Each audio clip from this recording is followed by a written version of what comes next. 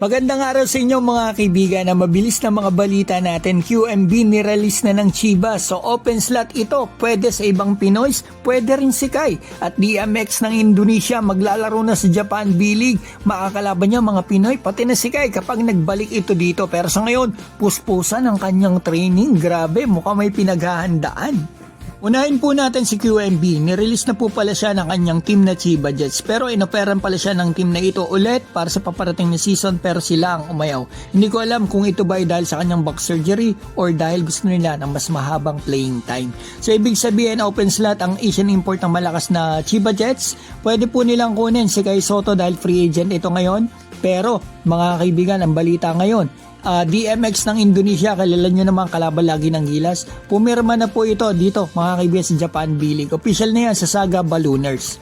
Pasok po sa B-Premier ang team na yan, kabracket pa yan ng Kyoto Hanaris na rumors kay Kai. Kung dito pa rin si Kai next season, sigurado po magkakasagupa sila na XRM. Pero honestly, marami pa pong kakainin bigas itong si XRM. Mga import nga sa Japan na XNB, hirap na hirap kay Kai, di ba?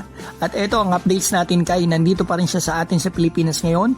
Pero puspusan ang kanyang training mga kaibigan. Kagabi, kanina nakita ko mga kaibigan, nagpapawis pa ito nung nakaraan sa Ligang Labas. At kahapon nakita ko mga kaibigan, nasa Bacolod pa sila. At ito, training pa din. Talagang puspusan talaga mga kaibigan. Ganda pa ng braso ni Kai. And then, nag-jogging pa. NBA looks na talaga siya mga kaibigan. Same nung naglaro siya sa Liga Labas. Bagay yung looks niya. Mukhang may pinaghahandaan si Kai.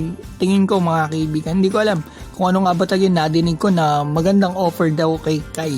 Walang details na binigay pero mas maganda abangan na lang po natin yung announcement nila. At eto mga kaibigan, first week ng July, malapit na yan, Summer League na. Abangan natin, baka sakali maglarong pambato natin. Kasabay po yan ng Gilas Games.